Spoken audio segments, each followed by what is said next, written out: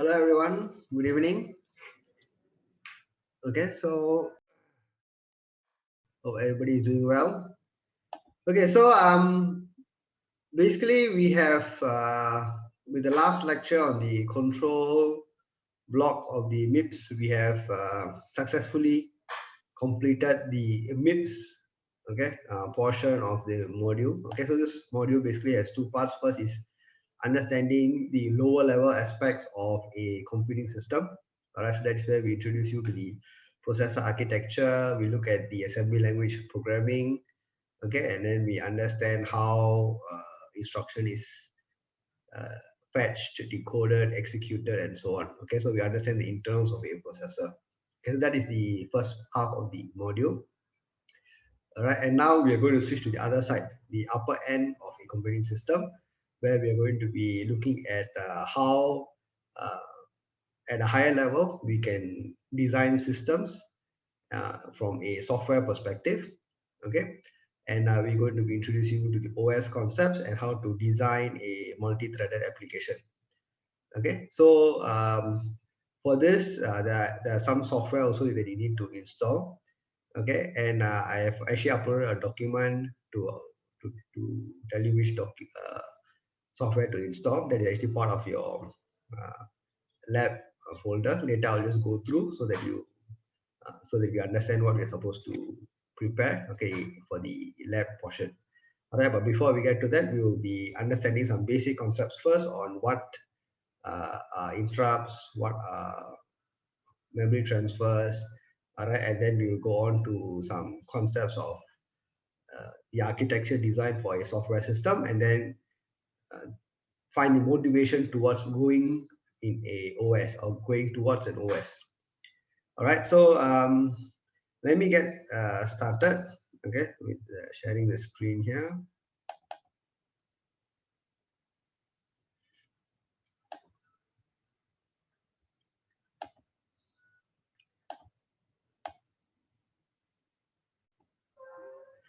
Okay, so this is the topic we're going to be starting off with in the second half, interrupts and DMA. All right, so what we're going to be first looking at is how a computing system, all right, can respond to events in a very time critical manner, all right, and at the same time, how memory transfer between various devices and peripherals can also happen in a more efficient way. Okay, so the two things we're looking at are this. One is the interrupt processing, the other is the DMA. Okay, the interrupts as well as the DMA. Okay, and the whole idea behind both of this is to understand that we can actually utilize some sort of peripherals in a computing platform to free up the CPU. All right, so if we are able to free up the CPU, then the CPU can be free to can be utilized to perform other tasks that are maybe also requiring attention. Okay, so that is one aspect of this chapter here. All right, so let's understand the motivation, okay, behind why we want to do this, and by first looking at what we call the polling approach. Now, let's look at this. All right. So some of these concepts, you don't need to be too concerned about the underlying technical details. Just understand the higher level idea behind it. All right. So a serial port is, you can think of it as just uh, a communication protocol, okay, a hardware that allows us to transfer data between one device and another device. Okay, so you can also think of it as a, for example, USB port. All right, the whole idea is you want to transfer data between one device and another device. All right, and one of it is the main computing platform, the CPU in this case, and you have some data coming in. All right, and in this case we have 9,600 bits per second. All right, so in this case, all right, since I have 9,600 bits per second, the in terms of byte rate, okay, so if you look at it in terms of byte, 9,600 divided by 8, you are having 1,200 bytes per second. Okay, so 1200 bytes per second. So the period between two consecutive bytes is 0.83 millisecond. Okay, that means after I receive one byte, okay, I have 0.83 milliseconds of sort of a gap before the next byte will arrive.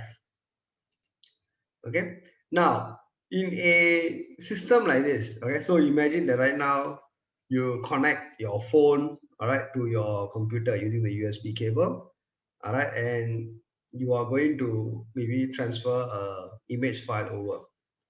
Okay, so that image file has a lot of bytes, all right, and while you transfer it over, your CPU must know, correct, that okay, the next byte is coming, the next byte is coming, and so on.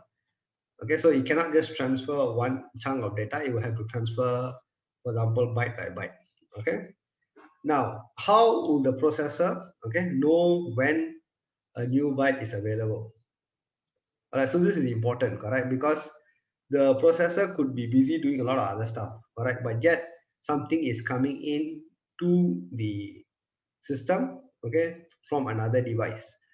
All right, so it needs to have some form of notification that some data is coming in. So how do we go about this? All right, so one mechanism is of course what we call the polling approach. Okay, in a polling approach, okay, basically just like how we learned about registers in the earlier MIPS processor. So in our case, when we learn about processor, we talked about registers to hold information to help us with doing the processing later on, correct? So when we do an add operation or operation or anything, we use the registers to hold the data, then we perform the operation and we hold the result. Okay, so similar to the register that we use in the processor, in a computing system, all right, there can be a lot of registers that can hold information from a lot of other peripheral blocks.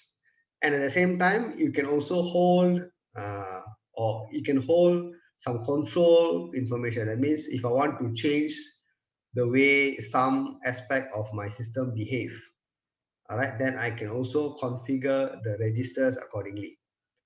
All right.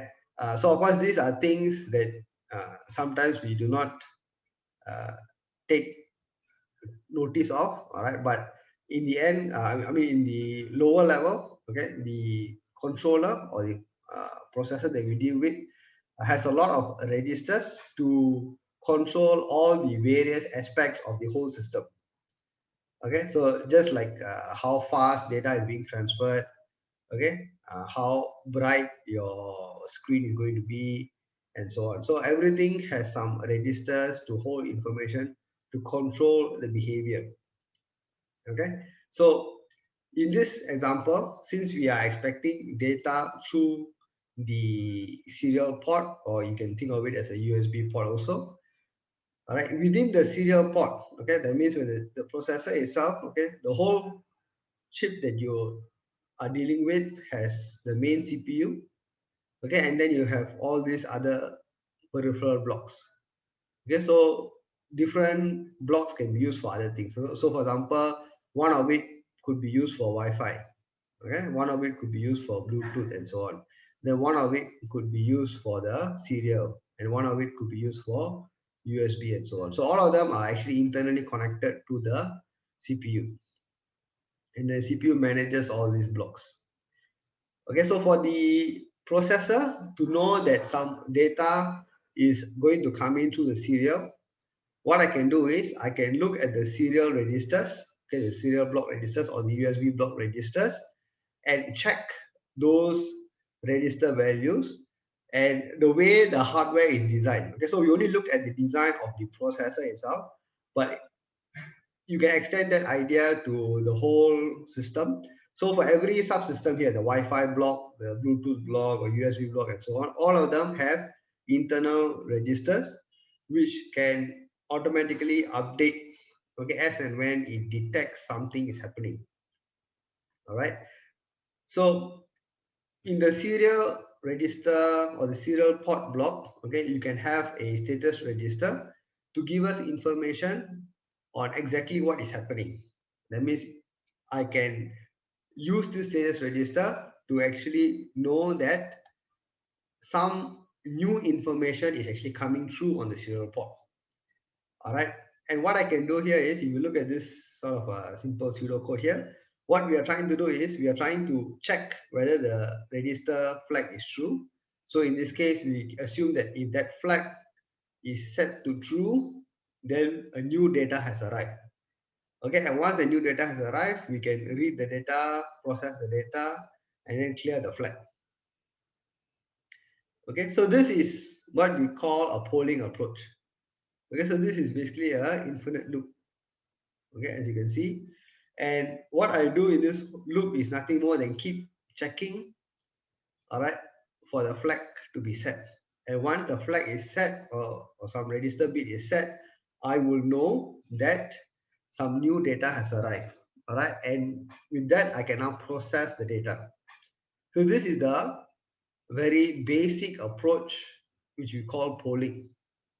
Okay, of course, uh, it comes at a huge cost. All right, basically if you look at what is happening is, okay, assuming that you have 100 nanosecond to access the device register, okay, because I need to read the register over here to know what is happening. Correct. So assuming that 100 nanosecond to access the device register, and between bytes I have 0.83 millisecond. Correct. We just saw this now. After I receive one byte, I have to wait for the next byte to come in. So that is roughly around 0.83 millisecond. And each time what is happening is, within this 0.83 millisecond, I keep on going back and trying to read the register to know if the data has already arrived. Okay, so in this case, you will see that I will have 8,300 register reads between two consecutive byte reads. That means this is the first read, this is the second read. These are the actual data reads, okay, where the data comes in. But in between that, I will need to read the status register 8,300 times. Okay, because that is what I'm doing in my code over here. I'm continuously reading and reading and reading, correct, the register flag to see if it's true. So you can see that I waste a huge amount of resources, right, time and power, okay, in trying to keep checking for my register to know that data has arrived. So it's a very inefficient approach. Okay, so not only is it inefficient, since I'm stuck in an infinite loop, okay, I'm always busy with the polling, I'm unable to perform anything else that is useful. All right, so it is really a waste. Okay, so how do we solve this? Okay, how do we go about improving this kind of interface such that I can capture the data, but I do not waste unnecessary CPU time? So that is where interrupt driven IO comes in. Okay, so this concept of interrupts is something that is not generally seen if, let's say, you are doing pure computer science, right? Because it is a very much hardware related capability. Okay, but it's important that we know that this capability is there, so that if you are ever building up your own system, all right, and you have some peripheral devices that have interrupt capability, that is something you can leverage on. Okay, so maybe as part of your project or at work, you are doing some project with a Raspberry Pi or Arduino or something. All right, so if you understand how interrupts work and you know how to configure interrupts correctly in the system, they can help to improve the efficiency tremendously. Okay, so what is the interrupt or concept? So those of you who have been taught this concept before, okay, in some other module or some other mode of study before, then you just take it as a refresher. Okay, and basically what happens is, you allow the CPU and the IO devices to sort of execute concurrently. All right, and what will happen is, whenever you need to get attention from the CPU, you generate an interrupt. Okay, so let me explain it through the other slides. I think it's a bit more clearer. Okay, and one very popular or very common use of interrupts is actually our day-to-day activity is using the mouse and keyboard. So both our mouse and keyboard use interrupts to communicate with our processor that there is some activity going on. Okay, so your CPU does not constantly pull the USB port, okay, for new data. But as and when you type something or you move your mouse, you are sending interrupts. All right. Okay. So similarly, your printer as well. All right. Your printer is not going to constantly check with your computer whether there is something to print. All right. But as and when you send a print job, it will be able to sort of wake up from sleep mode and then carry out the print job. Okay, and give you the output. So it is used extensively in our day-to-day activities, plus in all our handphones and so on. All right. So when you press a button, all right, you are sort of giving an interrupt to the system to tell it to do something. All right, and that gives you the ability to get the attention, okay, of the system. Okay, so this buffering and all this we will talk about it later. Okay, so the whole idea of interrupts is you want to be able to uh, request for attention as and when the data is available or the device is ready.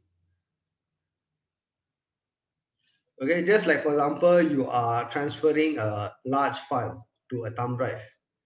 Okay, when you're transferring a large file to a thumb drive, what is happening? Your data is readily available, but the thumb drive needs to process the incoming data and save it successfully, and then it can tell you that okay, now I can take the next byte, or the next megabyte, and so on. Okay, so the device must be ready to accept new data, and you must know that this device is ready. Correct. So that is also another way of uh, notifying the processor to carry out some action. Okay, and how is all of this done is through what we call the interrupt vector and the associated service routines. Okay, so let's look at an example here. All right, then you have the idea of what is happening. So take for example this case of a car. So in a car, this context here, you can see that I have a few different, four different hardware systems here.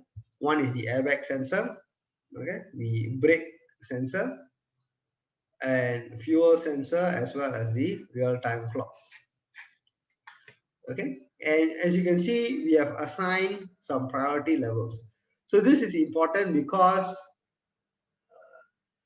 when you have many devices that can generate interrupt to the system, you want to be able to prioritize on who gets uh, the most important, or who is the most important sort of interrupt source, so that I know who I should attend to first. Okay, so the priority, that concept you understand. Now this vector address and IRQ, no need to worry so much. Okay, that is more of a hardware concept, but you will see what it relates to in the next slide. Okay, and then you have this frequency. This frequency tells us how often it happens. All right, so airbag, definitely no, we don't want it to happen. Okay, brake, I mean, we don't want it to happen in the sense that we don't want an accident, correct? So we hope that there's never a case where it happens, but if it is triggered, we want to be able to deploy the airbag, okay, as quickly as possible. Brake sensor, we don't have any frequency, but again, as and when you press the brake, you should deploy the braking system. The fuel sensor, again, that could be a regular interval, okay, depending on how the system is designed. So here we're just given you a rough number here, 20 hertz. That means that is the frequency at which it will keep checking the fuel level through the sensor. And then the last one is this real-time clock. So this real-time clock is basically the system or the hardware that runs to update the actual clock of the entire car, so that you know exactly which day of the month, which year, what is the current time, and so on. Okay, so these are four sort of hardware devices, and we have some idea of priority now. Now, what happens, all right, is, okay, in the hardware context, what is happening is, okay, when any of these devices are triggered, okay, so how they will trigger is something that is beyond the module, okay, but basically what you can do is, all right, okay, to give you an idea how they can be triggered, okay, you can imagine that inside my whole uh, system, okay, your controller here, I can have specific lines, all right, where I connect all these sensors. Okay, so I have airbag sensor and so on. Okay, fuel sensor and the rest. And what I can do is this, each of these sensor, assuming that I have a single line, okay, a single wire in a sense, all right, connected to my main controller here. Okay, then whichever line I'm connected to over here, I can, or whichever pin I'm connected to, I can configure it so that I can grab the attention of the controller, okay, or the processor, the moment some signal is detected here. All right, so to do all of that, you need to really understand the lower level hardware, all the registers involved, and so on. Okay, so that is, okay, beyond this module, but that is the rough idea. So you need to first configure all this hardware, okay, and set up to say that, okay, I want to detect this event happening. All right, so that is all the hardware configuration. But what we understand from a software perspective? From a software perspective, if let's just say the airbag sensor, we want to, it will send a signal that the airbag has to be activated, for example, whenever it detects a pulse, for example. All right. So when this pulse is detected by the hardware, okay, by the hardware, what will happen is it will automatically cause your system to stop whatever it was doing. So your controller is executing some code. Okay, so imagine in your normal C program, okay, you have a code, okay, you're running, okay, and at some point of time, suddenly the hardware recognizes that the airbag sensor has triggered. Okay, the airbag sensor is triggered. So you receive this signal through the pin, and because of the earlier configurations that we have done, the microprocessor now gets notified that this event has happened. This particular hardware event has actually happened. All right, so the airbag sensor has triggered. So what will happen next? So what will happen next is the processor will have to stop whatever it is doing, okay, and then it will need to jump to a place called their vector table. Okay, so this is the vector table over here, okay, or a part of it. Okay, what is a vector table? A vector table basically contains information of where of the place I should jump to if an event occurs. All right, so for example, the airbag sensor, okay, is tied to a particular pin. Okay, so let's just give it some numbers. Okay, so let's say this is pin 3. Okay, so I will say that this pin 3, the vector is in address, okay, 0x14. So when pin 3 event is detected, what will happen? The controller will stop whatever it is doing and jump to the vector table at this particular address, 0x14. Okay, but what is in this address? In this address, there will be another jump instruction. Okay, there will be another jump instruction here. So at 0x14, okay, the address 0x14, there will be instruction that says jump. Jump to where? Jump to the airbag ISR. Okay, what is ISR? ISR is the interrupt service routine. Okay, interrupt service routine. So what is the interrupt service routine? So from the vector table, once I grab the address, I will jump to the ISR. So the ISR is basically the code that you have written that will be executed when the airbag or when this particular event has been captured by the system. Okay, so over here you will have some code.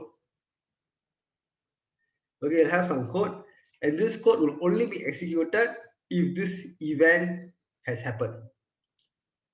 All right, and then once I execute the code and I finish it, I'll be able to go back to where I left off and then carry on. Okay, so there's two things that we just talked about. One is the vector table, okay, the interrupt vector table, and the second one is the interrupt service routine. Okay, so let me just do a quick recap again. So what we're trying to understand is how do interrupts work in a computing system. So in this example, we have four sort of sources or four hardware devices that can trigger interrupt. Okay, so the whole concept of interrupt is you want the processor to carry on with whatever it is doing. You do not want to do the polling approach that we saw just now. That means you don't want the processor to keep checking the airbag register. Hey, is the airbag triggered? Brake register, is the brake triggered? No.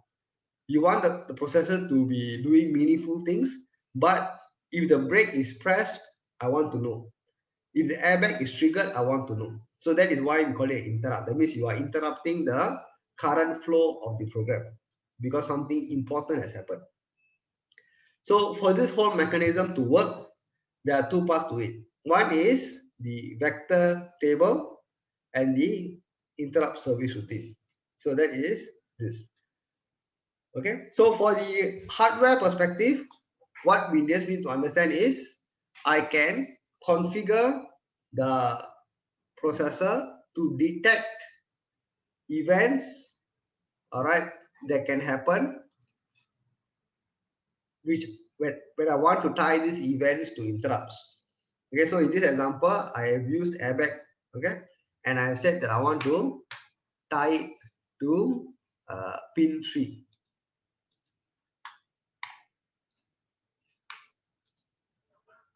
Okay, so now when I tie it to pin 3, okay, and for example, we are also saying that the airbag is going to be triggered when it detects a pulse like this. Okay, so the moment the system detects this pulse on pin 3, it will immediately notify the processor that this event has happened. Okay, so that is this point over here. Okay, until then, we are not at all bothered about the airbag. We do not check anything with the airbag. We are just busy carrying on with our own stuff. Right, the main code is running, whatever else your program is running. But the moment this hardware event occurs, I will immediately get a notification that this has happened. Okay, now once I get a notification, the processor will stop whatever it is doing. Okay, it will stop whatever it is doing, and it now needs to handle this event. Correct, the airbag has triggered. I need to handle this event. So how do I handle this event? So to handle this event or any interrupt, as a matter, it needs to do two things. The first step is it needs to first go to the vector table. Now, what is the vector table? The vector table is a list of addresses, okay, that will where you will automatically jump to, okay, the moment this event has been captured. Okay, so for our example, what I've said is pin 3. We imagine that airbag is tied to pin 3 of the system. and pin 3 is now tied to interrupt vector table address 0x14. So all of this will happen automatically in the background. You don't need to do anything. Okay. Of course, you need to do the initial setup.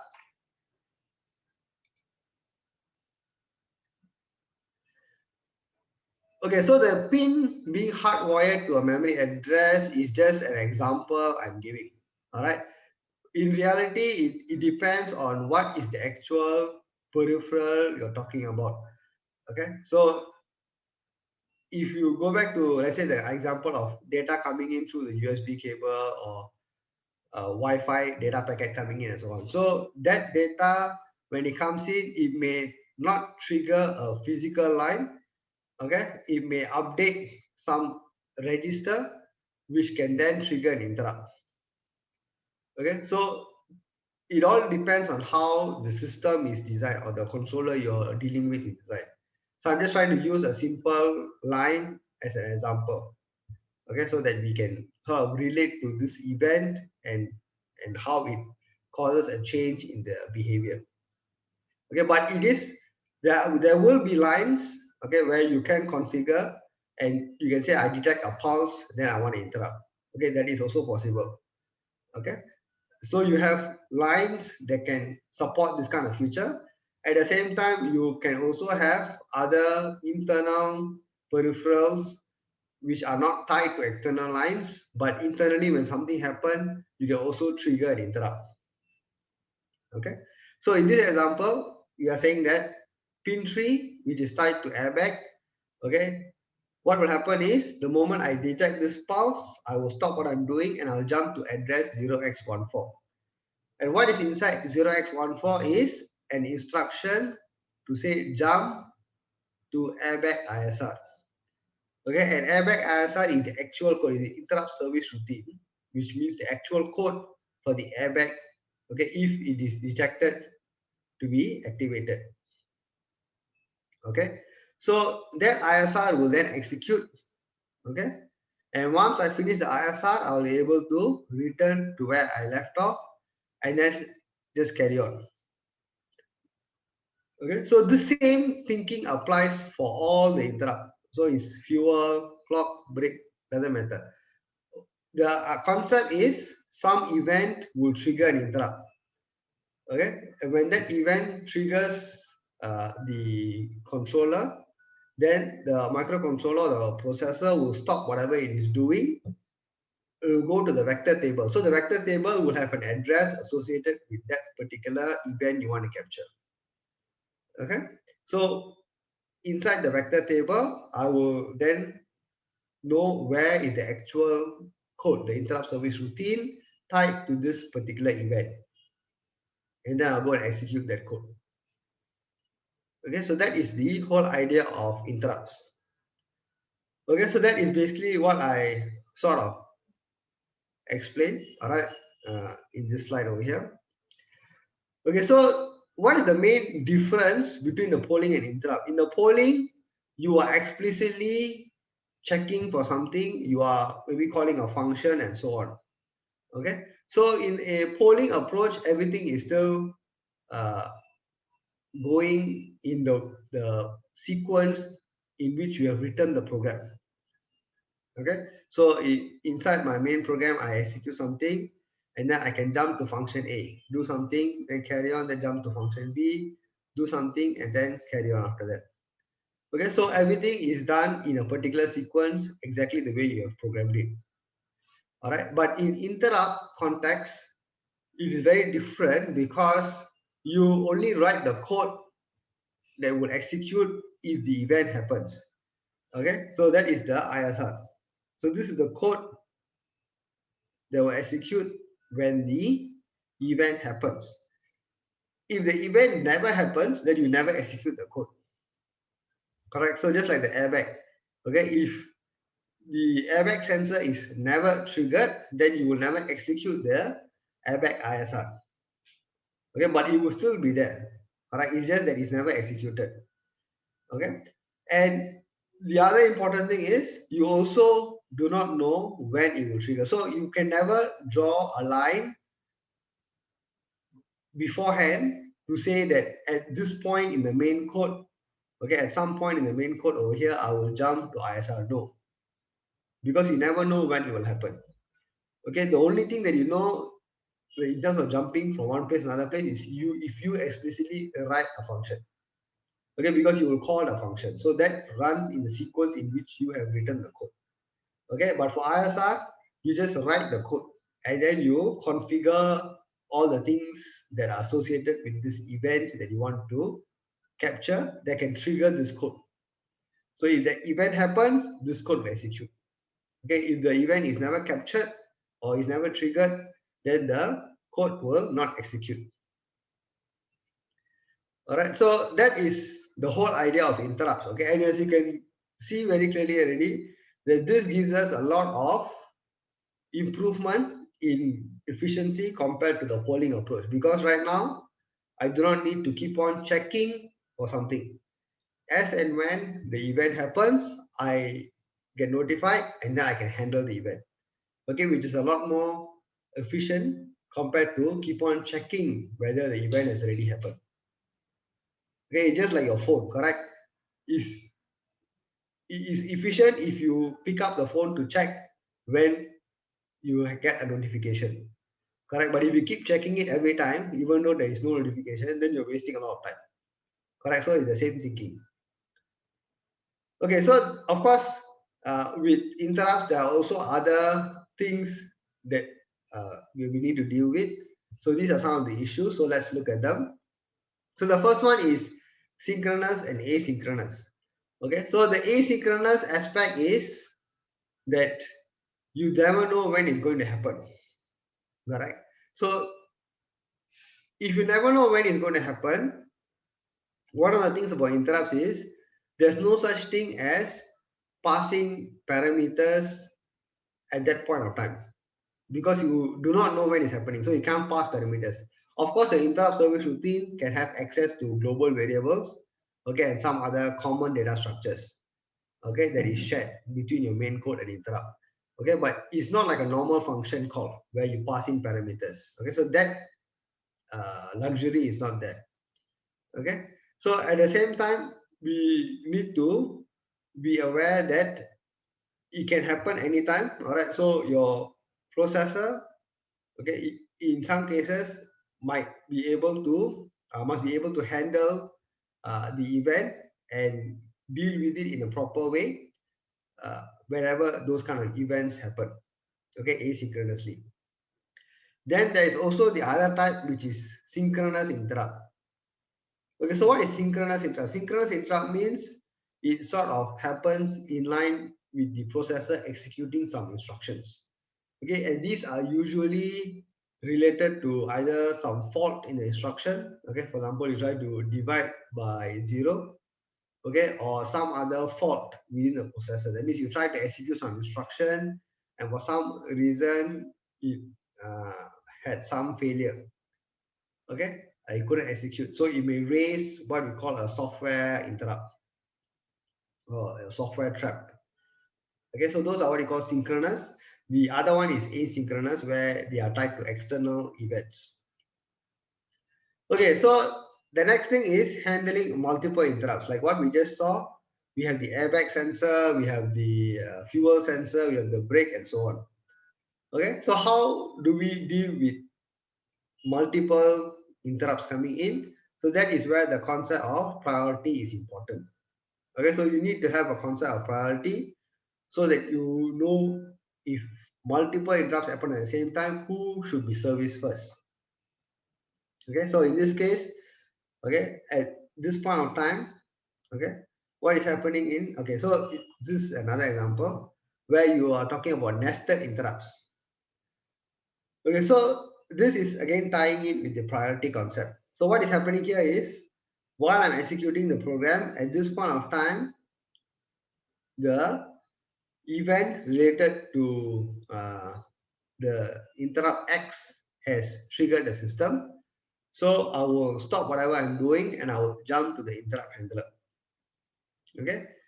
And while I'm in the middle of executing interrupt handler X, another higher priority interrupt, okay, comes in. Okay, and what will I do? I will now jump to the higher priority interrupt. Okay, and then finish up everything and then return back. So when I return back, I will go back to where I left off from X, and when I finish, then I finally go back to my main and then carry on. Okay, so an example could be something like this: the airbag sensor triggered while the fuel sensor interrupt was being executed. Okay, so this is the concept of nested interrupts. Okay, where one interrupt can interrupt, or where a higher priority interrupt is triggered while you are servicing a lower priority interrupt. Okay, now the other important consideration is what we call the response time. Okay, so the interrupt response time is the total time considering the latency as well as the processing time. Okay, so if you look at latency, it is the interval between the time when the interrupt is raised and the time when ISR begins to execute. Okay, so this is the point where the trigger happens. So as you can see, this is where the trigger happened. But the moment the trigger happened, just like when the fuel airbag sensor just now, we said I want to detect a pulse. But the moment the pulse happened, it is not that I will immediately start executing the code. Correct? So there are some things we need to do. So as we saw just now, I need to stop what I'm doing first. I need to go to the vector table. Then from there, jump to the interrupt service routine. Okay, and then I can start. So there is some latency, some time delay from the time the event is triggered to the time that I actually start executing the interrupt service routine. Okay, so that is a factor you need to take into account. And the other thing is also that interrupt response time should be short. Okay, should be shorter than the time between consecutive interrupts. Okay, so this is to so that by the time you finish one interrupt, then after that, then the next interrupt comes in. Okay, so that is the real-time requirement. Okay, so how can I reduce the overall latency? Okay, the overall delay from one to another. Okay, so one of the things is, firstly, ISR code should be kept to a minimum. Okay, if your ISR code is very long, then what happens? Okay, so if you come back here, okay, if my ISR interrupt handler here, you imagine that instead of something like this, my interrupt handler becomes very long.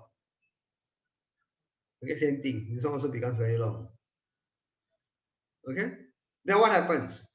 Okay, if your interrupts happen once a while, then it's okay. But if your interrupts keep happening again and again, very, very frequently, then what will happen? This user program will become very much delayed, correct? You can't proceed with the things you want to do in your main loop because you're always getting interrupted. Correct? It's just like you sit down to do your work and your handphone keeps ringing and ringing and ringing, correct? And every time it rings, you have to be on the phone for 20 minutes, 30 minutes, and so on. Okay, then your work that you're trying to do can never get done.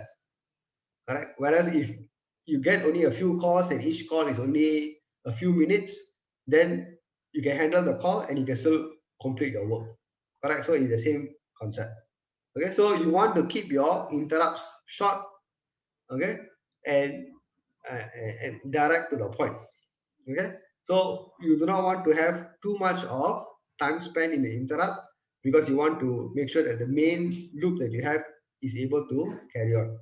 So this picture is again just showing you the nested ISR. Okay, so before we let me see.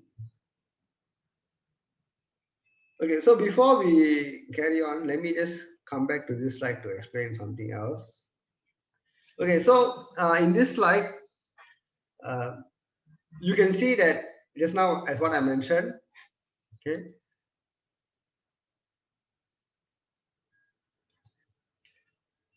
since we do not know when it was when the interrupt is going to be triggered, okay, but the moment the interrupt is triggered at this point, I must be able to stop whatever I'm doing, correct? And when I finish everything, I must be able to come back to where I left off.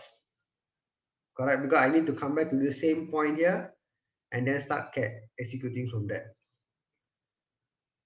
Now, in our MIPS processor, which register keeps track of where I'm executing code, which line of code I'm executing? Which register is that? Yes, correct. Your PC, correct? Your program counter. Okay, so the program counter holds the information of exactly where I was in my main program when this event happened. Correct? So I need to make sure that the program counter that is currently here, okay, that is now pointing to the next instruction is saved properly. Because the moment I jump to the ISR, my program counter will now point to there, correct? First, my program counter will point to the vector table, and then from there it will point to the ISR. So my PC will keep changing. Okay, but I need to know that once I complete the ISR, I must be able to come back. So this program counter must be safe. Okay, so that's the first thing. At the same time, while you're executing your code, you are using, when you're executing code, you are definitely using some registers, correct? Just like how you write the code for in the MIPS and so on, you are using some internal registers, and you would want to also make sure that those register values are also saved.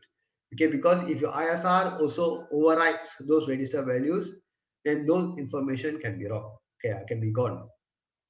Correct, by the time you come back. So PC plus some registers. Okay, what you need to do, you need to save them. Okay, and where do you save them? You save them onto what we call the stack. Okay, so a stack is basically a section of your memory space that is set aside, okay, for variables, all right, as when you declare variables in your code, and at the same time it is used whenever you're jumping to a subroutine or a function, and in this case it's also used when you want to save your context before you jump to a interrupt service routine. So this is what we call the context. Okay, the context is basically the snapshot of exactly where you were before the interrupt happened, so that you are able to carry on from that same location when you finish the interrupt.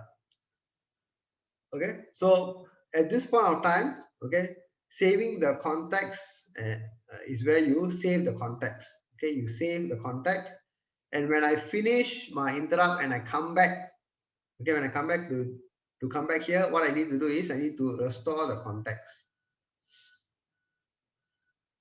Okay, so there is two parts to this. So the saving of the context plus restoring the context. Okay, which means you save your PC, you save your registers and so on, and then you adjust your PC value to the vector table, and then from there to the actual ISR. And when you finish everything, you restore back the PC plus you restore back the registers. That will allow you to resume from exactly where you left off. Okay, so that is another important concept to understand.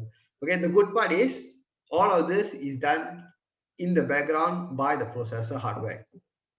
Okay, so you do not need to worry about saving the PC or saving the registers or anything. All of this is done in the background. Okay, so we just need to focus on the part of what we want to capture and what is the ISR code associated with this particular event. Okay, so in this case, what we are trying to show you is why we want to keep ISR code to a minimum.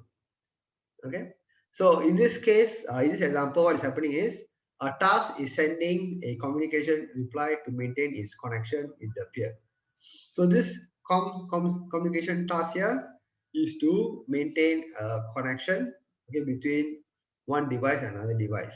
Okay, at the same time, you also have a device that controls a blinking LED to report a failure. So something else has happened. So the LED failure interrupt has triggered, and that is continuously blinking the LED. Okay, and when that takes up a lot of time, what happens is your communication task gets delayed. Okay, so in order to prevent this kind of scenario from happening, we always do the bare minimum within the ISR, and then we can try to get a separate function or separate task to complete the main processing. Okay, so that concept, that idea, we will look at it in the next chapter. Okay, so one example is, for example, just like how we use our handphone camera. Okay, when we use our handphone camera, we know that whenever we take pictures, the software actually processes the image and saves it in some compressed format for us, correct? So definitely doing all this compression and saving in the file system takes time. Okay, but as a user, you want to take pictures very, very quickly, correct? You do not want to be held back by this backend processing. Okay, so what we do is, we want to design a system where the camera can capture the image and put it somewhere first. Okay, so the ISR can take the image and put it in the buffer first, and then I can have some other task or some other routine later on to do the compression and do the file system and so on to save it. Okay, so similar concept we can bring here, where we just take note that, okay, something has happened in terms of a failure, and then we can have a separate task to handle this failure later on. Okay, so you can have a task just to tell us that, or capture the event that, okay, something has happened, something has failed. Okay, but then the blinking of the LED and so on can then be carried out in another task, okay, in a lower priority task, so the higher priority task does not get delayed unnecessarily. Okay, so that is how this split processing works. Okay, so just give me a minute here. Okay, so the last part of this chapter is the DMA structure. Okay, to understand what is DMA and how this particular hardware system in a controller can actually help us, okay, tremendously in terms of efficiency. Okay, now imagine that you want to transfer data, okay, between your hard disk, okay, and your RAM, or from one hard disk to another hard disk and so on. Okay, if you were to program it using interrupts, or you program it using a loop and so on, what is going to happen? You're going to have a lot of uh, transfer of data between the CPU and one storage device, and the CPU and the secondary storage device. Okay, so in this example, okay, you are talking about trying to transfer data between the hard disk controller as well as the RAM. Okay, so if I do it the traditional way, then I will have movement of data between the disk controller to the CPU, and for the CPU, I need to transfer to the RAM. Okay, so this of course works, all right, but it is highly inefficient. Okay, and you're just using the CPU to move data from one place to another place. Okay, so effectively it's like your MIPS, you just do a load word store word, then you increment the pointer, and then another load word store word and so on. Okay, so that is a very inefficient use of the processor. Okay, because it's just a memory move, you're not doing any processing of the data. So in this case is where you can use what we call a DMA, okay, a direct memory access block. Okay, so what is a DMA? A DMA is basically a device that can actually tap onto the system bus. Okay, so when we talk about system bus, the system bus has three parts to it. Okay, one is what we call the address bus, then the data bus, okay, and then we also have what we call the control lines. Okay, address bus, data bus, and control lines. Okay, and this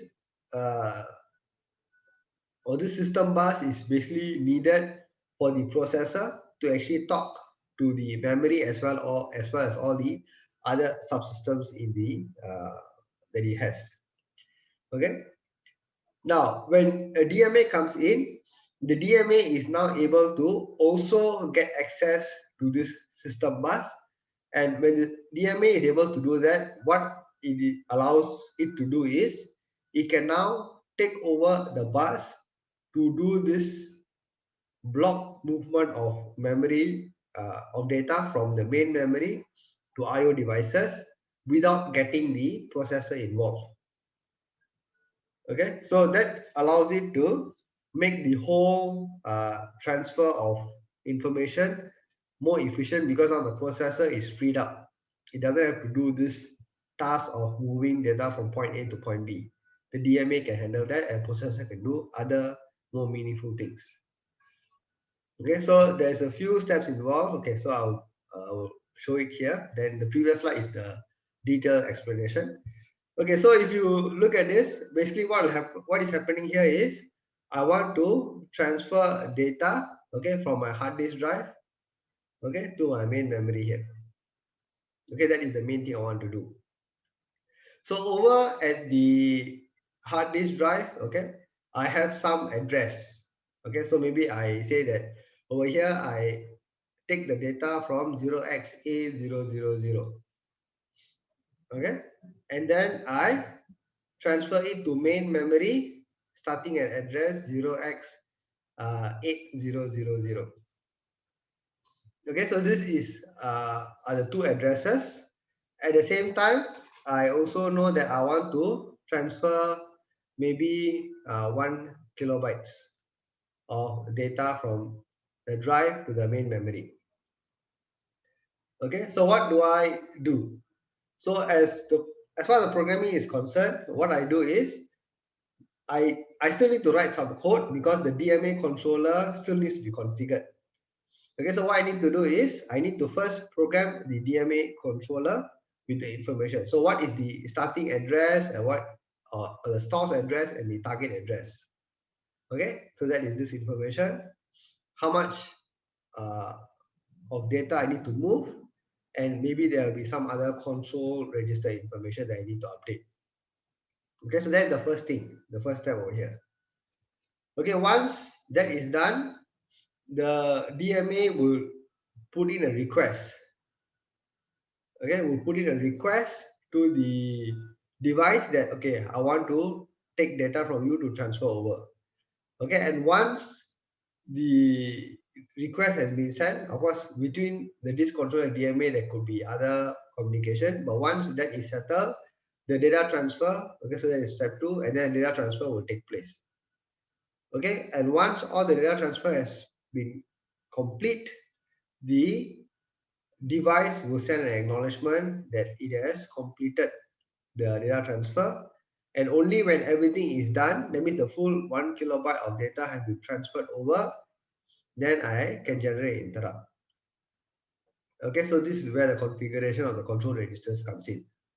Okay, so you can see that in this case, you leave it to the DMA to do all this heavy lifting for us while the processor is freed up to do other things. Okay, so that is the advantage of using a DMA. Okay, most modern computing systems will definitely have a DMA.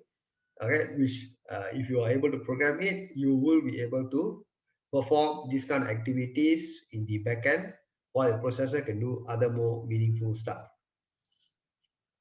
Okay, so in terms of how a modern computer works, okay, so you can see that your processor has multiple threads that will be running.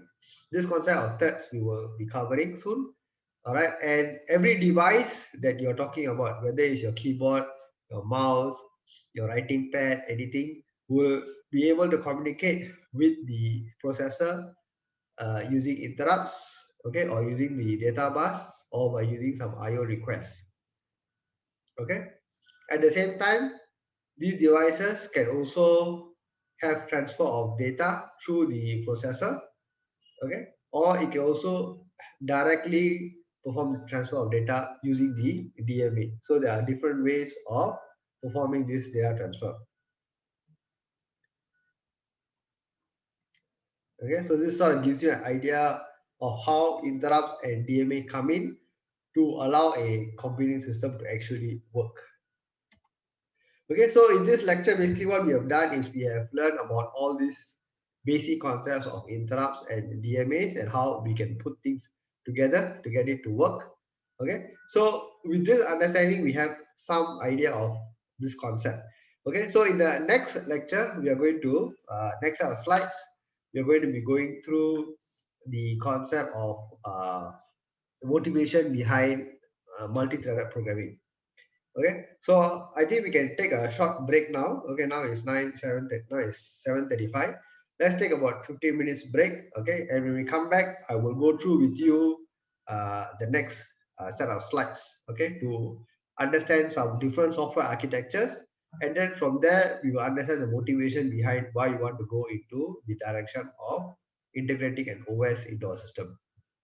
Okay, so let's take a 15 minutes break. Okay, I'll come back and then I will talk about the next set of slides. Okay. Okay, so welcome back. All right. So let's go on to the next chapter.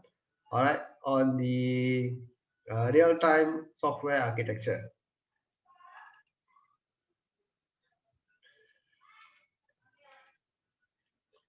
Okay, so in this chapter,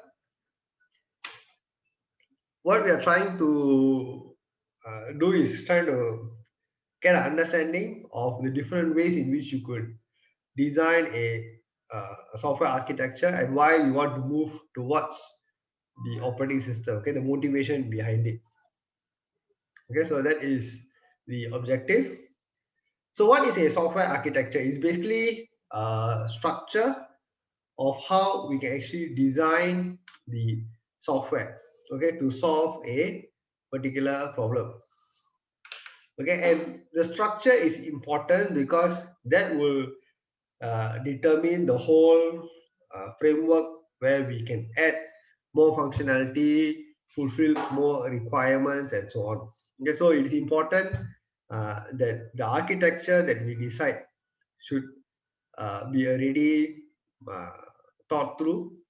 Okay, and of course, when we talk about architecture, we're also talking about data types, data structures, all right, the kind of information we're dealing with, all right, how much space we need, how much memory we need, and all of that.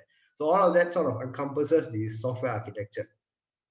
Okay, and the trade-offs that we need to factor in is of course the functionality, the cost, and the response time of the system. Okay, so we are going to be looking at three different aspects here, and then I'll spend some time to give you an idea of the real-time operating system and how we can go about doing this. Okay, so the first thing we're going to be looking at is this approach called the simple fold loop. Okay, so a simple fold loop is nothing more than just having uh, an endless loop, okay, an infinite loop, and you continuously check for some event, all right, and based on the event, then you decide what to do, what not to do, and so on.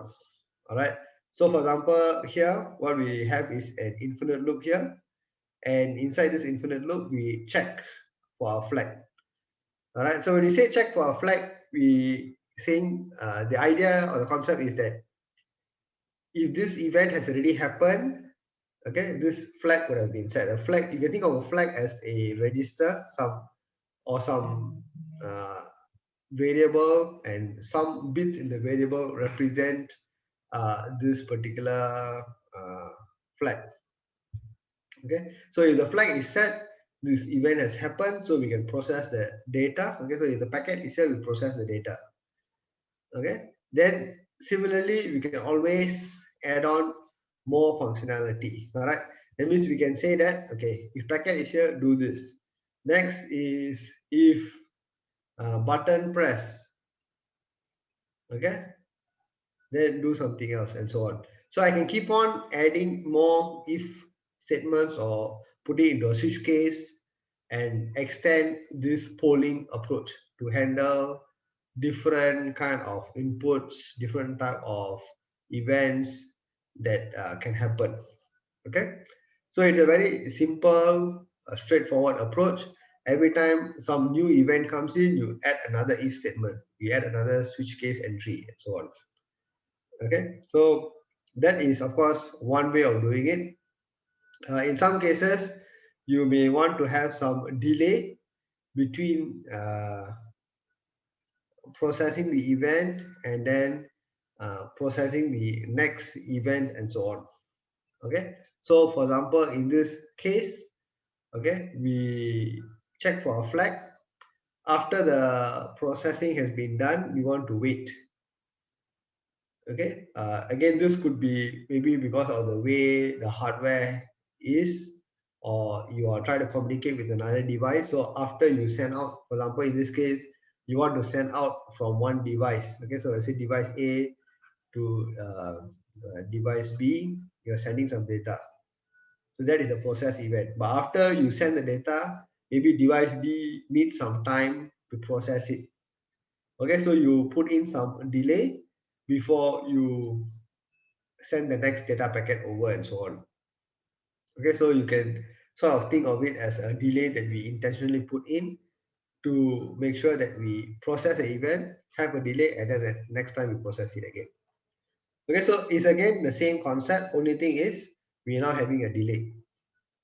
Now, again, one of the pros and cons, it's very easy to do, okay, and it works well, okay, if there are no overlapping of events, correct? So in the previous example here, if you do not expect that the packet would arrive while the button is also being pressed and something like that. So if there is no clear overlapping of events and it's not so complicated, then an approach like this works well, no issues. Okay. Um, of course, it is not sufficient to handle complex system. Okay, because one of the main things is as your number of events that you're trying to manage or trying to capture increases, then it becomes even more challenging to handle all of them. Okay, especially if multiple uh, uh, multiple events can happen at the same time. Okay, and of course, if also in the case where the events you're polling for don't happen so frequently, that could also be a waste of resources. All right, imagine that now I have 10 if statements here, correct? But out of the 10 statements, maybe only one of it keeps happening regularly. The rest don't happen. So I will still have to check and check and check. All right. So it is a waste of your resources and time. Okay. Checking all the flags, even though maybe only one of them keeps happening regularly. So it is a very simple system. Uh, there are many computing sort of devices that can still run on simple port. Okay, one simple example you can think of is your remote control. Okay, your remote control is a very simple device. At most, you press one button at a time. Correct. So when the button is pressed, I can send out the pulse. If no button is pressed, I don't need to do anything. So I can use simple poll loop for that. Of course, if your processor that you're using inside the control is having some interrupt capability, then you can also use interrupts for that. Okay, so that is one way of doing it. Okay, so that is your simple poll loop, and of course your simple poll loop sort of can be improved with the integration of the interrupts. Okay, as like what we just saw. So if I can have interrupts for my data transmission, if I can have interrupt for my button press, okay, then it can sort of help with the simple poll loop efficiency. Okay, the next one we're looking at is a round robin. Now, the whole idea of round robin is you have broken up your entire problem into a set of tasks. Okay, you want to achieve some objective, and you have broken up into task one to task n. And the way you do it is in a forever loop. You just run it in sequence. Okay, it's just like, for example, a temperature monitoring system that you deploy. Correct. So you can say task one is read temperature. Okay, and then you check temperature. Then you update your your output, that means your screen or monitor or something, and then you check for alarm, whether I need to activate the alarm. Okay, and then you keep repeating. Okay, so you can have a simple system, uh, and the whole objective, you break it up into a couple of tasks and you just run the task sequentially. So as you can see, every task is very short, okay, and very sort of direct to exactly what you want to do. Read temperature, check the temperature, that means you check against some limits, and then you update the output, and then based on the limits you can also update the alarm. Okay, so this is one simple way of doing it. Of course, if you want to have more repetitions of a particular activity, you just keep calling that activity more number of times. Okay, so for example, here I can say I read temperature one time, okay, and then I check temperature again, okay, and then maybe I want to read one more time, okay, and check one more time, okay, and then I update, and then update alarm, something like that. Okay, so I can choose to run some functions at a higher frequency if I feel that it needs more repetitions within the same uh, or within one complete cycle of the loop. Okay, so the strength is, of course, it works well if you roughly know that the time is consistent. Okay, so if from task one, from the first task to the last task, if all the tasks take roughly a predictable amount of time, okay, in most of the cases, then it sort of gives you some predictability. Okay, and of course you also want to make sure the tasks are short, because if any one of the tasks is very long, okay, then that could hold up the whole sequence. Correct, so you should try to see how to make the task short. Okay, at the same time, the frequency of servicing each device should be roughly the same. Okay, because you can see that in most cases, okay, if I do task one here, I need to finish the whole loop before I come back again and do task one. Okay, so you definitely want to be able to uh, sort of have some constant frequency. If the frequency is supposed to be higher, then that is where you can do something like this, where you call the same task or same activity more times within that single loop. Okay, now when does it fail? Okay, if any device that requires attention in less time, then it takes for the CPU to go around the entire loop. Okay, what do we mean by that? That means, for example, task one is executed once. Okay, but let's just say task one must have an execution uh, frequency, or must be executed every 10 milliseconds. Okay, so maybe there is some timing requirement that every 10 millisecond I must execute task one. Okay, that means I need to make sure that from this point onwards to here, it must be lesser than or equal to 10 millisecond. Then only when I come back, I can make sure that I repeat task one again before the 10 millisecond is finished. Okay, so that is one of the constraint of the round robin. Okay, if any of the tasks have some particular timing deadline to meet. Okay, and the other thing is it is also very fragile, because even though you will meet the timing requirements now, the moment something changes, it becomes a challenge to try and resolve that timing again. Okay, so what do I mean? That means, let's say right now, you say task one must repeat every 10 millisecond. Okay, now if currently it is at, for example, 9 millisecond, the rest of the task. Then you say, okay, no problem, it works. Right? But again, you are taking into consideration firstly that this 9 millisecond is consistent. Correct? What if any of the tasks in between suddenly takes extra time? Then you may not be able to come back on time. Correct? Then the second thing is, what if now your project requirements change? Okay, this is quite common, correct? You start off with a certain set of requirements, but along the way, things will change, right? The requirements will change. Some activities may be dropped, some new activities may be added. Okay, so now instead of task 2, task 3, task 4, suddenly become task 5, task 6, task 7. Correct? Some things have changed. Okay, or I have everything, then I still need to add a few more tasks. So when all of that happen, this time now becomes a question mark. Correct? So it is very fragile because the moment something changes, okay, you need to readjust and check again whether you are still able to meet the deadline.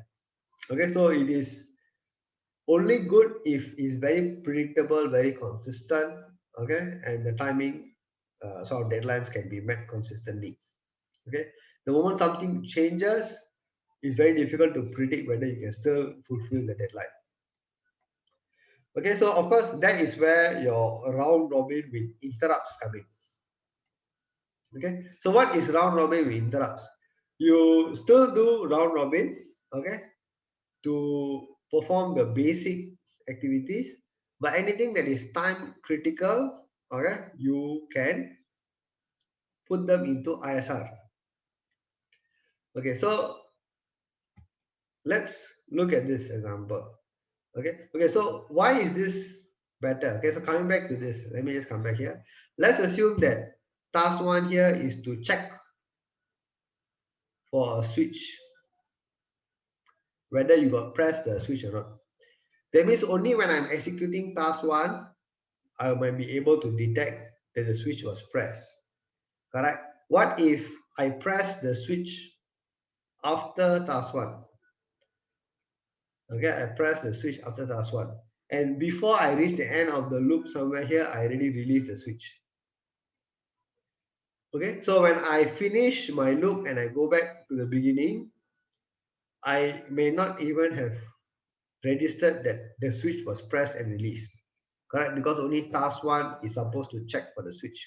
Okay, so there's also a possibility that some events may never get captured because they are tied to particular tasks. So when that event happens, when other tasks are running, you are never able to capture that event. So that is where the interrupt comes in. So let's look at how interrupts can actually help us, okay, in many ways.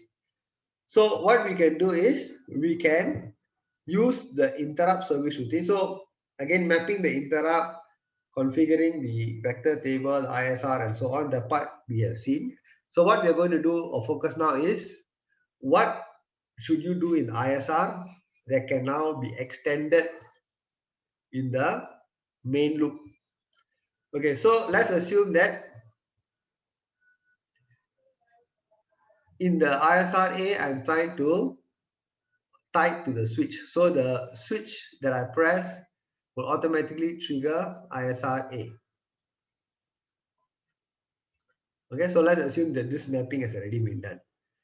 Okay, so inside my while loop, I can be anywhere, doesn't matter. All right, the moment the switch is pressed, I will activate the whole sequence where I will go to the vector table, jump to the ISR, and inside ISR I may do other things, but importantly I set a flag. Okay, I set a flag A to 1. So when I come back here to the while loop, what happens is, even if I'm somewhere down the loop, doesn't matter, eventually I will come back here. And when I come back here, I will be able to see that the flag has been set, so I have captured the event. Correct? I have successfully captured the event of the switch being pressed, and then I can process it. Okay, so that is this part over here. So the actual processing. So you can see that here there is do some A stuff and do task A others. That means the idea is maybe when the switch is pressed, there is something very important that I must do, that must be done very quickly. Okay, so that important time critical stuff, I do it inside the ISR. Okay, but the rest of the stuff that is not so critical in terms of timing deadline, I do it when I come back to it in the main loop. Okay, so that is why you have some stuff done in ISR and others done in the while loop. Okay, so of course, as what we have just seen, we are able, okay, to get capture the events even if I am not executing that particular code at that time. Okay, so it allows me to put the time critical processing in the ISR for the events and perform the rest of it later on. Okay, now it can still take a while. Okay, so what is the drawback? It can still take a while for this data to actually be processed. Okay, so what do you mean by that? So now coming back here, let's assume that, okay, let's assume that while I finish this if check, it means while I'm here, while I'm checking for flag B, this is triggered. Okay, while I'm checking for flag B, that means I already checked flag A. Originally it wasn't triggered, so I skip and then I come to flag B. So at that point of time, the switch is pressed, so ISR A is triggered and flag A is set. Okay, but I've already passed that code and I'm now in the flag B code. And let's assume that flag B has already been set, okay, in an earlier event. So what will happen is I will perform this code here, handle event B.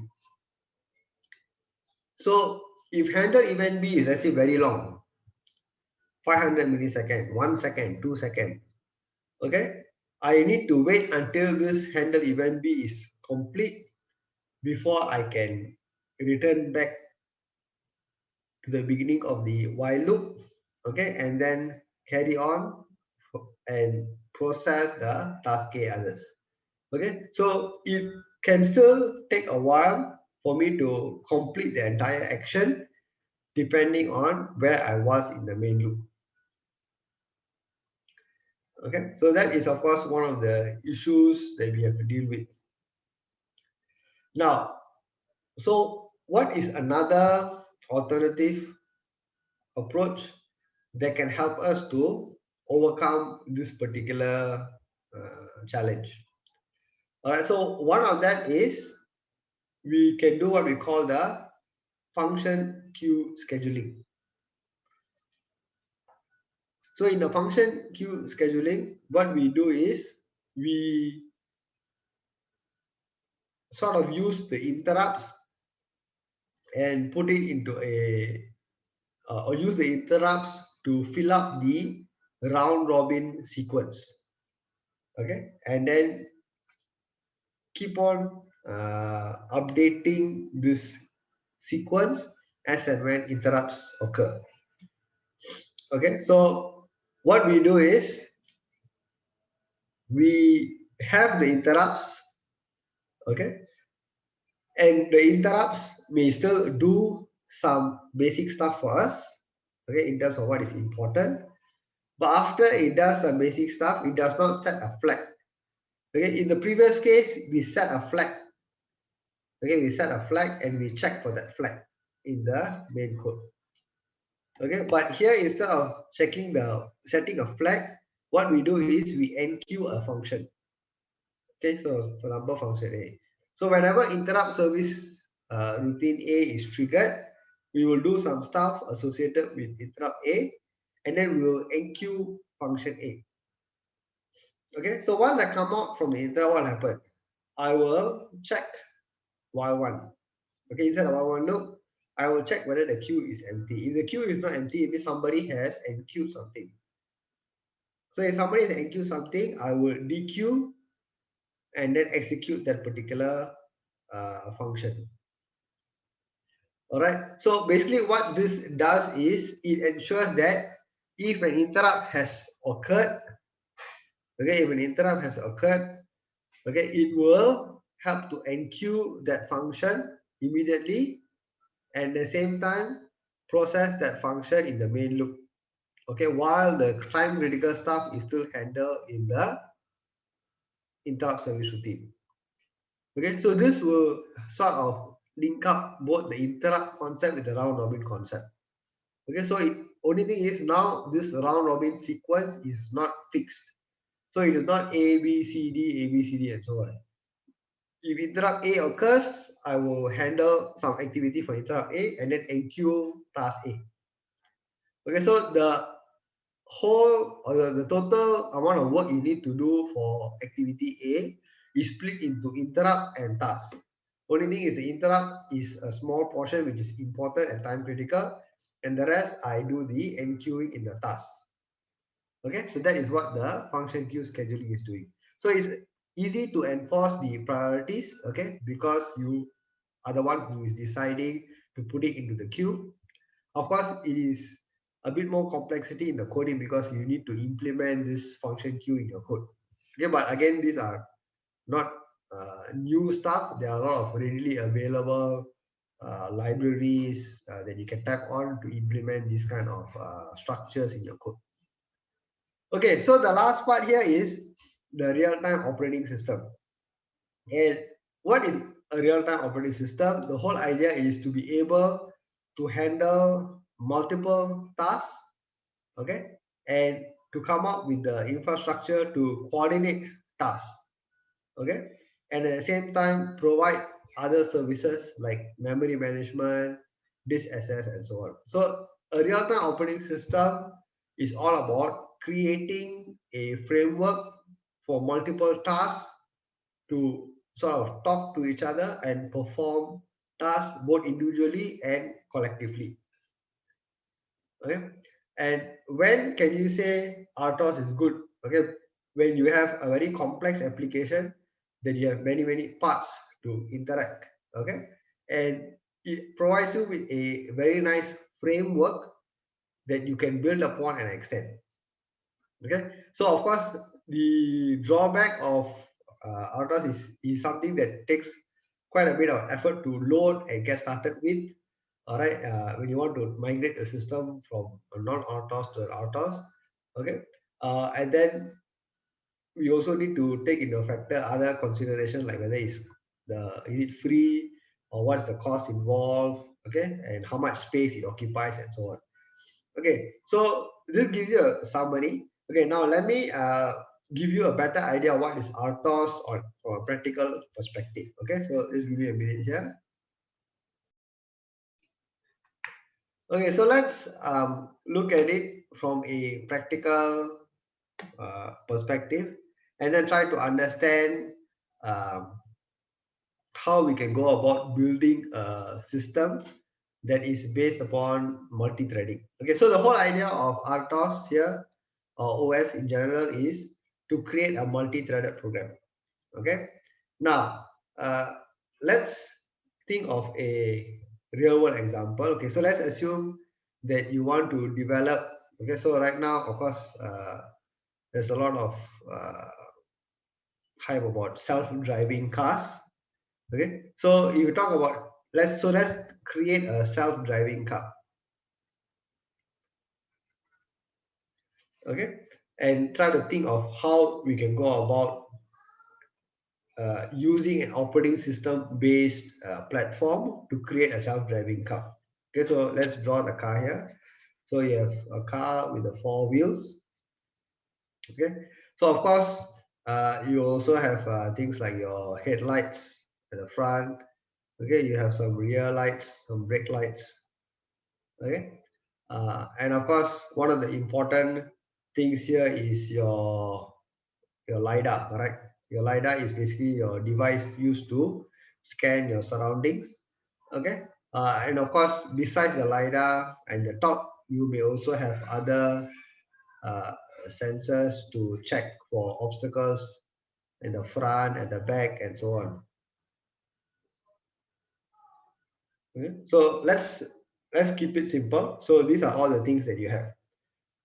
Okay, so definitely when you look at the complexity of something like this, okay, so even if I draw it very simply, you have a LiDAR sensor, you have 4 proximity sensors, you have 4 wheels to control, okay, and 2 front lights and 2 rear lights. Okay, so if you think about the different mechanism we saw just now, round robin, polling, it is all not going to work because the amount of data you're dealing with, the real-time response that you're aiming to achieve is definitely not possible. Okay, if you are going to go through step by step and trying to say if the sensor triggered, then do this. If the LiDAR triggered, then do this, and so on. Okay, so a round robin, a simple poll loop, and all is not going to work. Okay, so the thing that now we can think about is moving towards what we call the multi-threading or multitasking. Okay, so now what is the concept of multitasking?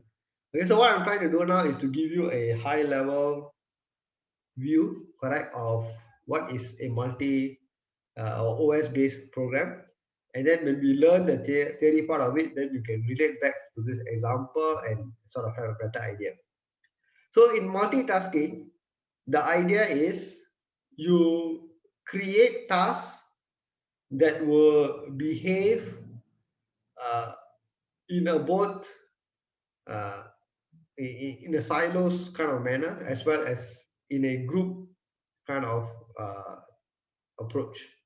That means your tasks that you create will have a specific purpose, but at the same time, while fulfilling that purpose, it may rely on some information coming in from another task. It may also send information to some other task to trigger some activity. Okay, now let's start off with the basic thing first.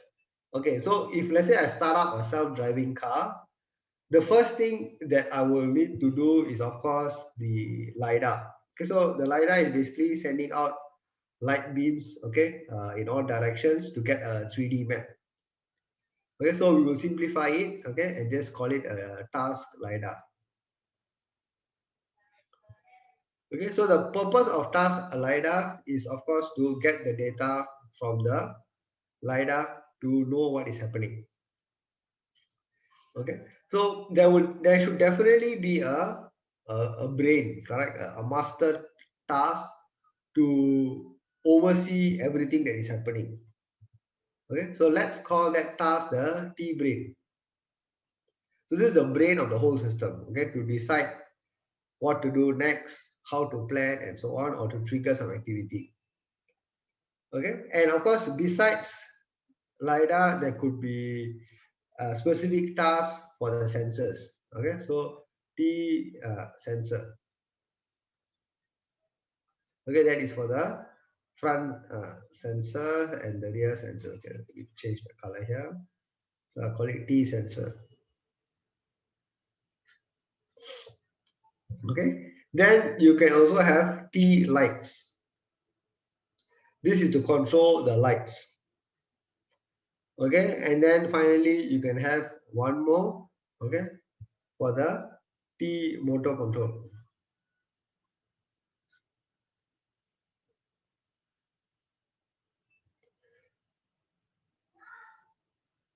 Okay, now, so the first thing that would happen is when you start up the system, your brain tasks will run. Okay, okay, so now I'm bringing you some of the concepts of multitasking. So when you write a program, you will create multiple tasks with different responsibilities, and the concept should be like everything is running together at the same time. Okay, just like right now when you're using your PC, correct, you are having an application open. At the same time, you could also be uh, having a Word document open, another PowerPoint slide that is open, and so on. Okay, so you can have multiple activities running in parallel on your system. Okay, but at any point of time, only one thing is actively running in your view, correct? But many other things could be running in parallel in the backend, which you are not keenly looking at, correct? Just like how your network traffic is going on, okay, how your audio is being processed and so on. So everything is still happening, but everything is happening one at a time. It's just that it is so fast, okay, it is so fast that it seems as if everything is happening together. Okay, so when one task is running, so for example, if I say T brain is running, then the other tasks will not run. Okay, so they will be sort of waiting, okay, waiting for their turn, so they are not yet running. So when T brain runs, probably one of the things that he might do is he might ask T lidar to wake up and process some information, okay, and then pass me back the information.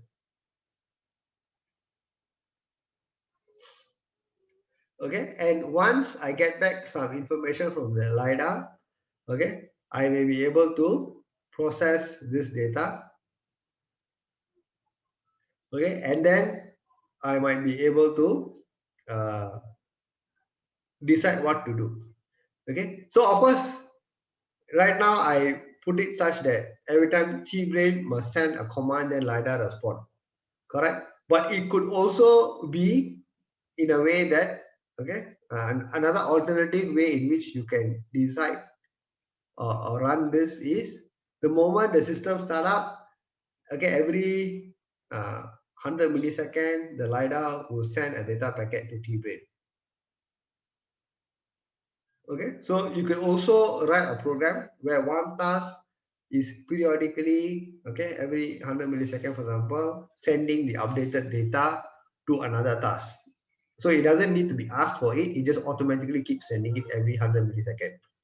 So this is another alternative way in which you can design one task to communicate with another task.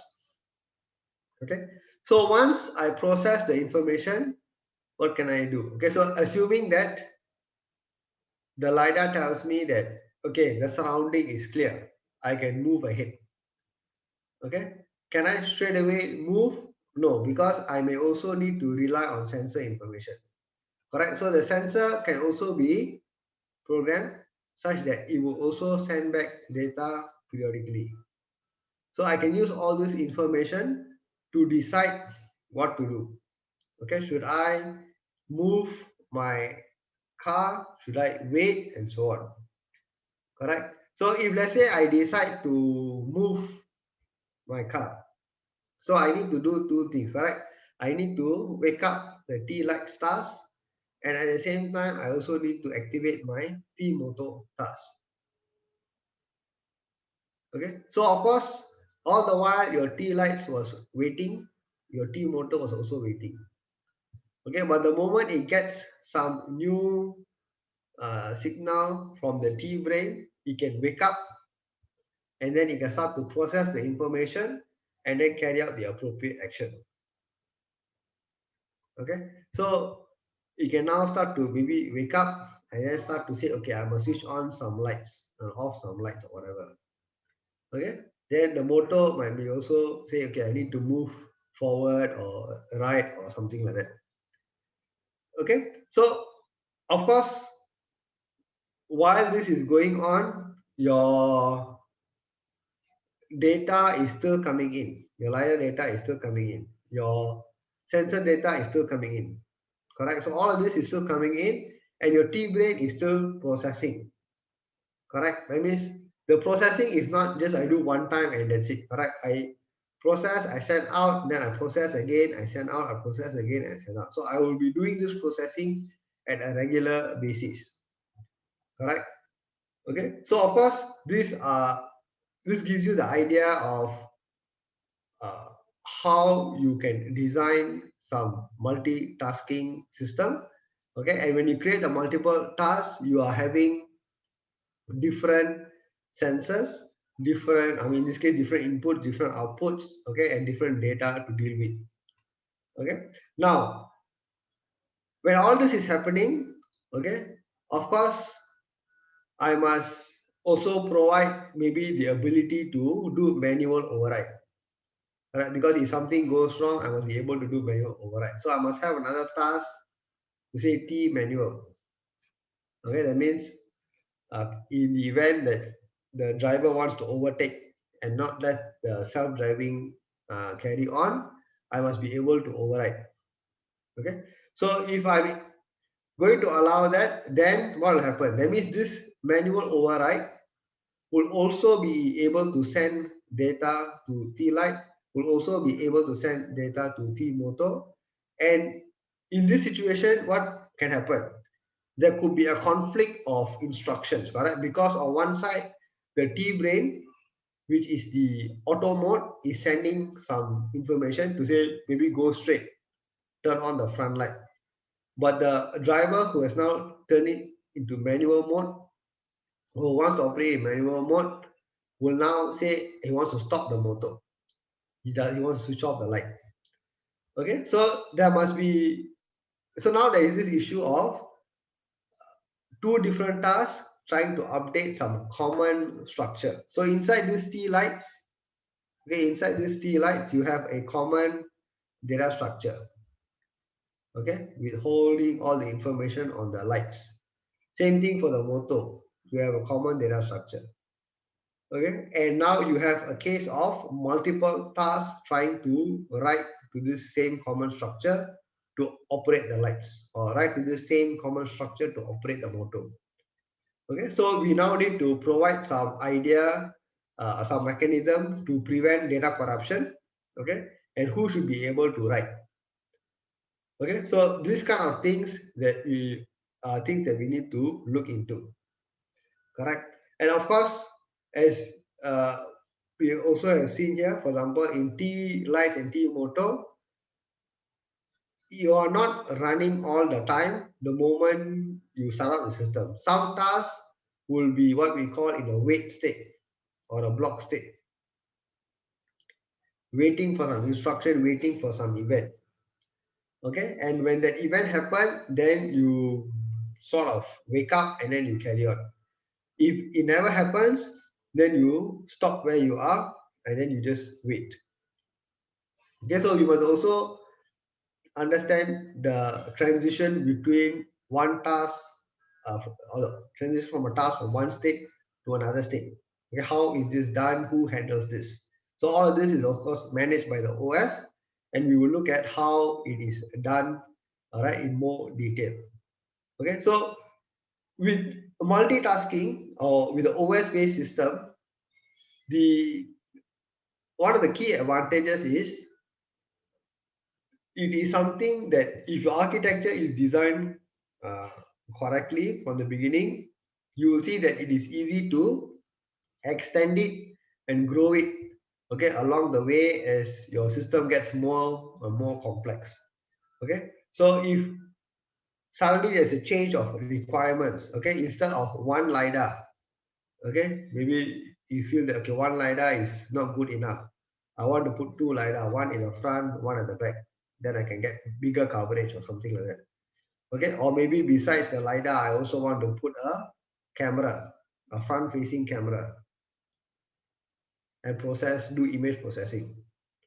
Okay, so I now need to add another task for the camera and use that information to pass to my T brain to process it and get a or make a more informed decision on what activity to do next. Okay, so you can see that the whole idea of multitasking is as and when your system's requirements may change, you can easily scale up or scale down. Okay, and with just minimal changes, the whole code base can still be fully functional very easily. Okay, compared to, let's say, if I try to do something with a round robin or function queue and so on, it will be very, very tedious the moment something changes. Okay, the moment from 2 sensors, I say I want 4 sensors, things will change. Okay, because your timing characteristics, timing dynamics will change. Okay, so another important thing is the predictability. Okay, and for a self-driving car, okay, you need to be able to perform critical actions within very tight timing deadlines. Okay, so if suddenly something happened, okay, somebody run across the uh, car, all right, you must be immediately able to send a command over to T-Moto to say stop. Okay, or if alternatively, you may also integrate the concept of interrupts inside to say I can have interrupts triggered if some event like this is being detected, and the interrupt can also cause the motor to stop. Okay, so there are different ways in which you can extend this idea, okay, to bring about the uh, sort of concept of uh, real-time responsiveness of the system.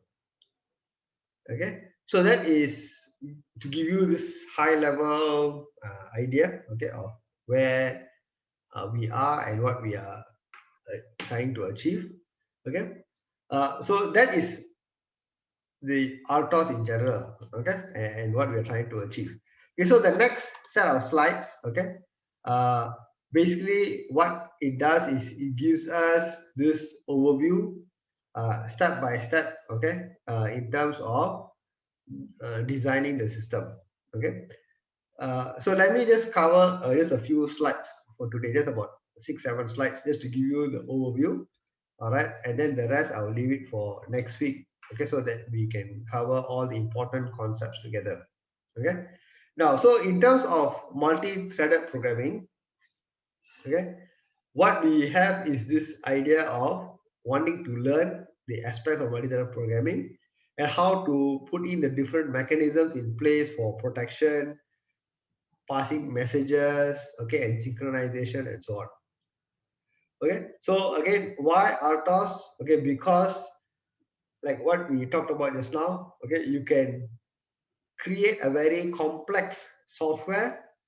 I mean, you can have a very complex requirement, but yet you can code it very nicely in the RTOS because you don't think of the whole challenge. You break it up into small tasks.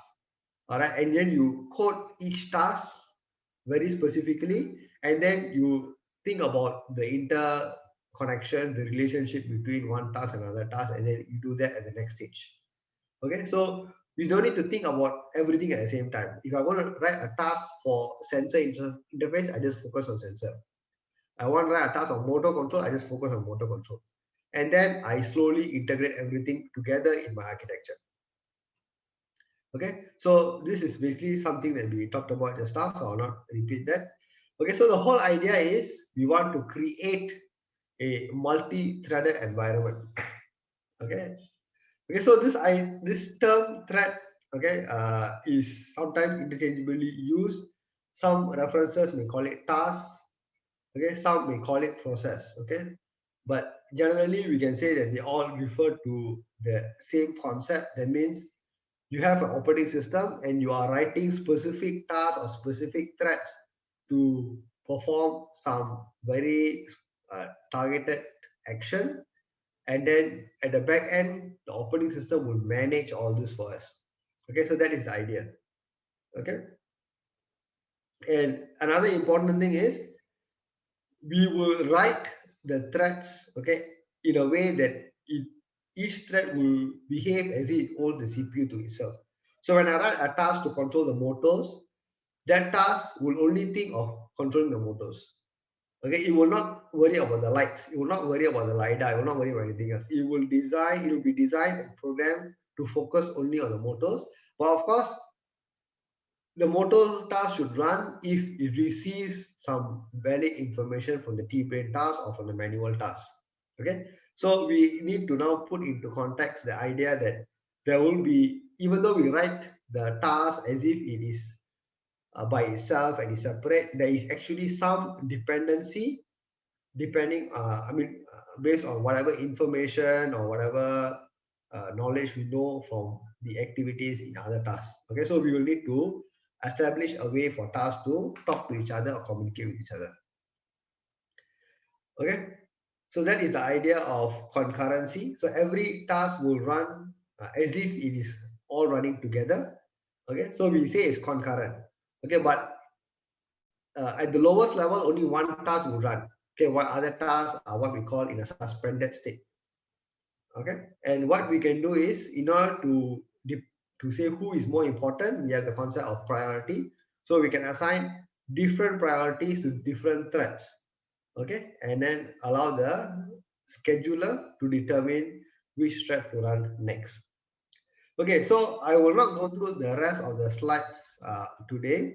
Okay, we will leave that for next week. So there's just two things that I want to talk about before we end. So today we can end a bit earlier. Okay, so for the term paper, okay, so there's just two things. For a term paper, I think some of you were asking me about how to handle this 18-bit wide instructions. Okay, in terms of the PC and how to adjust the PC. All right.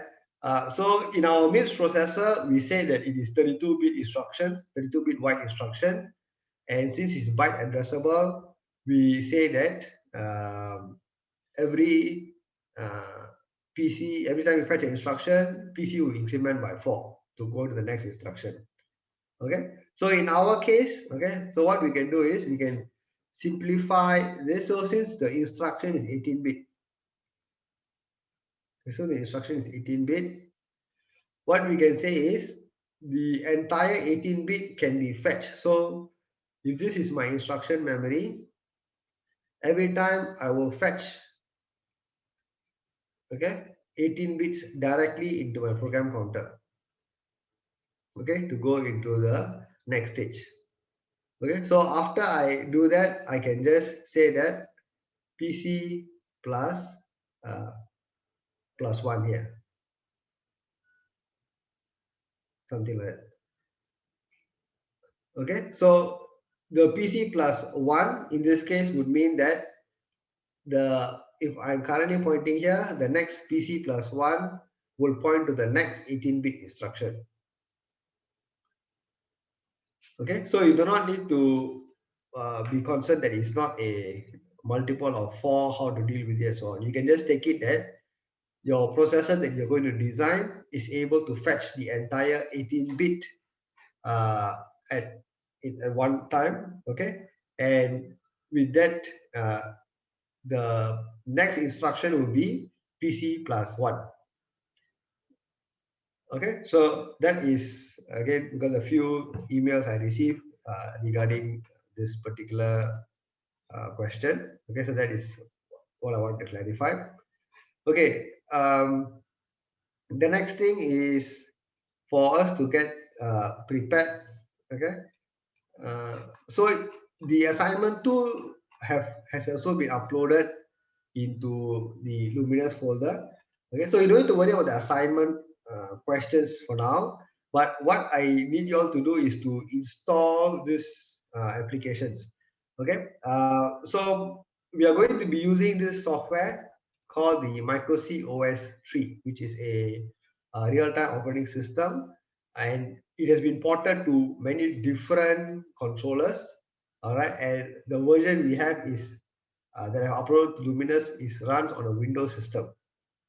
Okay, and from what I've tested, it works very well without any issues on a with Microsoft Visual Studio 2017.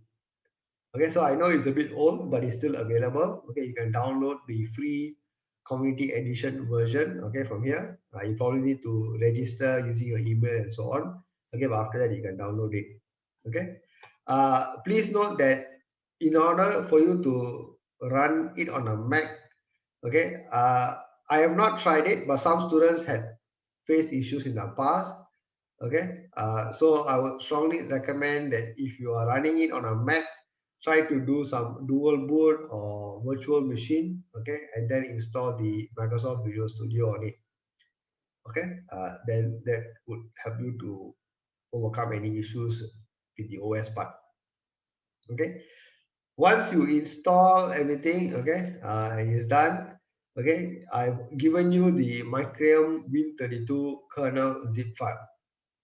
Okay, so you must download this, okay, and extract it. Okay, and then you open up the default project here. Okay, so there will be a default project in your folder where you unzip this particular file. Okay, so I've given you all the screenshots over here, and then you just need to build it because I've given you the instruction how to build and run it.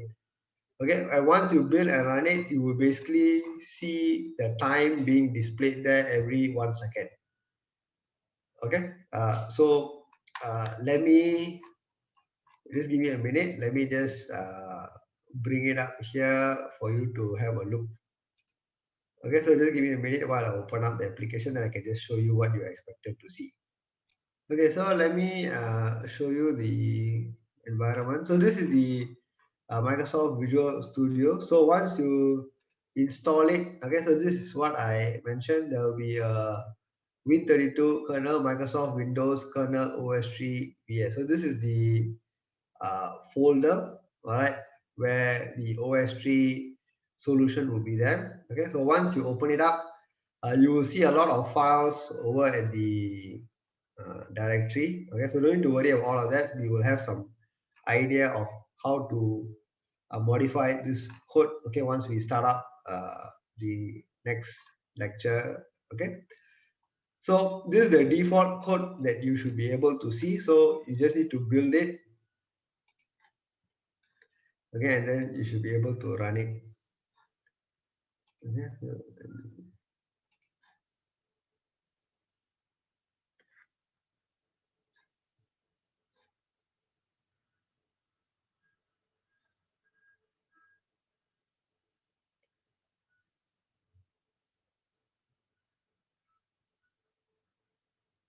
Okay, so this is what you should see. So you should see some printout here. Okay, and you should see that the first digit, the last 3 digit might be some random number, but the first digit you will see that it will keep on incrementing every 1 second and it will print out.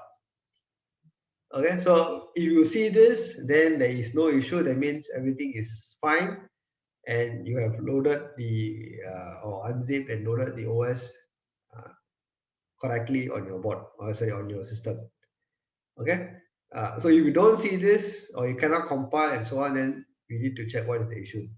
Okay, but I think as long as you have installed it correctly, that means you have installed the actual correct version, okay, of the OS, okay, as per the document here,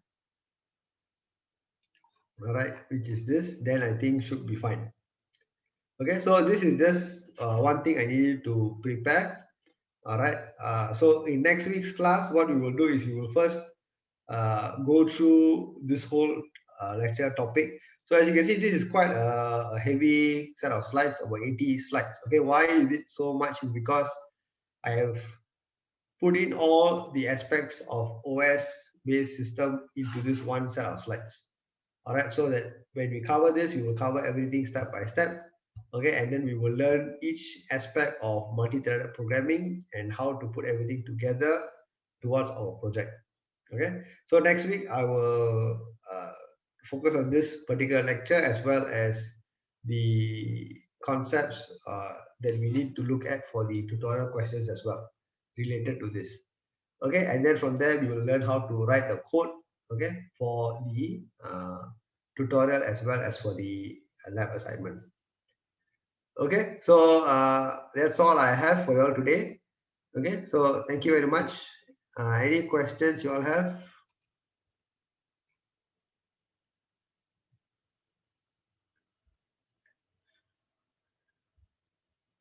Okay, term paper submission is, yeah, only the PDF file, that's all, nothing else. Okay, thank you everyone. Good night. I'll see you all next week.